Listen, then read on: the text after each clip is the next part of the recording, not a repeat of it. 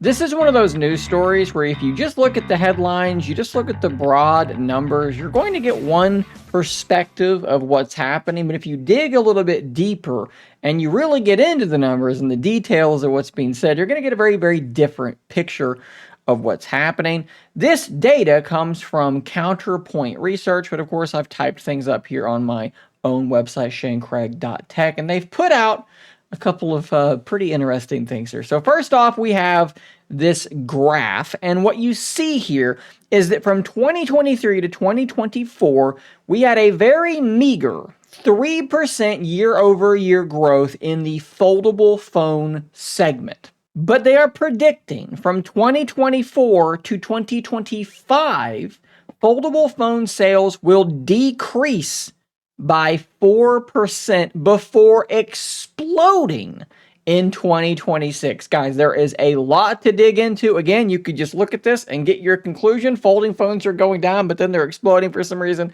There's a lot to talk about. So if we want to understand these predictions for 2025 and 2026, which you can kind of see what's supposed to happen with 2026, we need to start by understanding what just happened in 2024. And we shouldn't oversimplify things by just saying there was a 3% year-over-year growth. Because if you look over here on the right side of this graph, all of these different brands, this is very important. What do you notice? Virtually all of them saw growth. Virtually all of them sold more foldable phones in 2024 than they did in 2023. So how did we get a only 3% year-over-year growth? Huawei's up 54%, Motorola up 253%, Honor 106, Xiaomi 108. How do we only have a 3% year-over-year growth? Well, because Samsung declined by 33%. That is a ton. And Samsung is the market leader. So their decrease was enough to almost completely cancel out the increase of the other OEMs in the folding phone segment. We've talked about this ad nauseum, but the Z Fold 5 sold worse than the Z Fold 4, and the Z Fold 6 sold worse than the Z Fold 5. Samsung is trending in the wrong direction as they keep releasing far too iterative devices that do not do the things that people have been asking for them to do. And consumers are voting with their wallet, and what they're saying with their wallet, the action they're taking, is to buy other brands or just not buy a folding phone at all. Now, they don't go into great detail about how they think this is going to lead to a 4% shrinkage next year. And actually, interestingly, they do have Samsung selling better this year than they did last year, and I think that that's absolutely going to happen. Not only is Samsung shipping a Z Flip 7, they are also apparently shipping a Z Flip 7 FE, a fan edition model, which is going to be cheaper than the Z Flip 7. That's going to help your sales. And you know what else is going to help your sales? Finally releasing the Z Fold device that we've been asking for so long.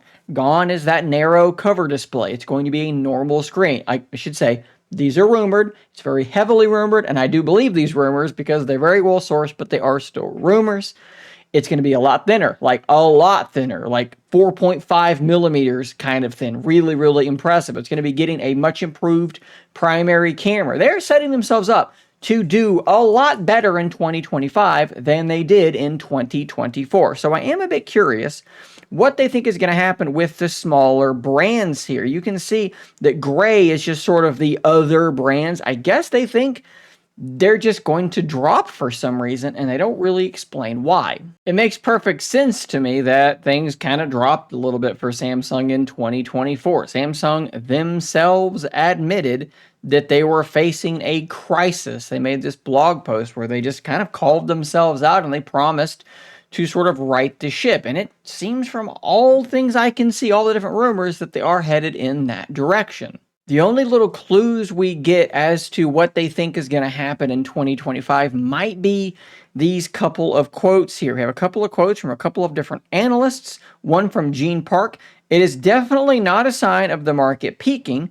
Rather, it is a sign of regrouping before 2026, which is expected to be exciting and rejuvenating for the segment with the entry of Apple and a slew of new clamshells. So maybe they think that people are going to kind of pull back a little bit, ship fewer folding phones. When you're talking about these smaller brands, are going to ship fewer folding phones as they rework their strategies.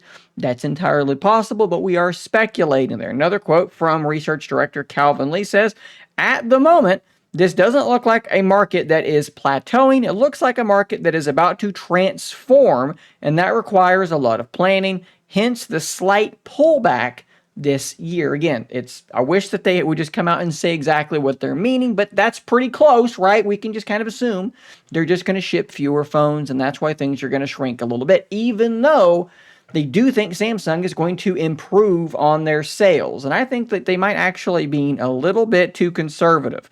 I would not be shocked at all if they surpassed 2023 numbers as well. But we're burying the lead, right? We're like missing the most exciting thing. So the Apple folding phone is supposed to be coming in 2026, and they seem to think they're going to jump in and basically immediately have as much market share as someone like Huawei, which would be very, very impressive, and that is going to expand the folding phone market. Now, I've already talked in a dedicated video about how I think Apple launching a folding phone is actually good for all folding phones. It's good for Android folding phones as well. I'll put a link to that video in the description down below. And it seems like Counterpoint Research is projecting the same sort of thing. But then I'm going to go back to this graph one more time. Look at what they think the other section is going to do.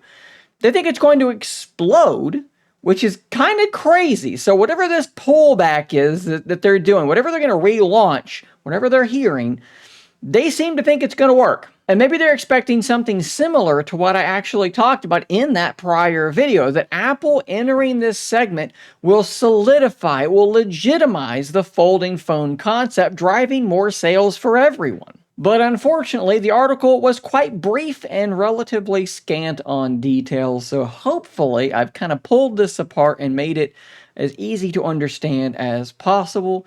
Like I said in the little intro, don't just read the headlines, don't just look at the basic numbers. If you do that, you might look at it and think folding phones barely grew in 2024. The reality is it was just that one big OEM pulling things down, and it is expected to basically explode going forward. I actually think, like I said, their estimates are a little bit too conservative for this year, 2025, and whatever happens in 2026, your guess is as good as mine. Apple jumping into this market could be absolutely huge. Guys, drop your comments, your thoughts down below. Subscribe for more content just like this, and until next time, stay nerdy, my friends.